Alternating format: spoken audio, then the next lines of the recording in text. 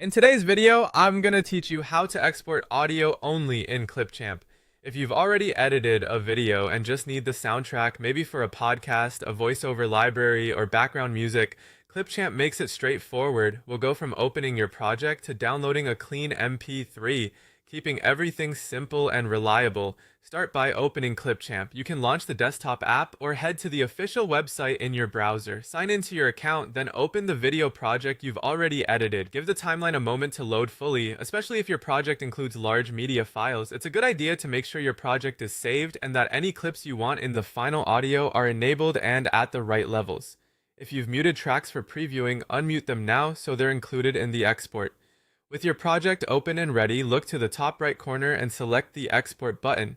This is the same button you'd normally use for video exports, and it opens up the export panel where Clipchamp lists your available output choices. Keep your timeline active and avoid switching tabs during this step so the export panel reflects your current project state. In the export panel, choose the audio only option, typically labeled as MP3. That setting captures everything you can hear in your timeline, the narration, music, and sound effects mixed down into a single audio file. MP3 is widely compatible and easy to share.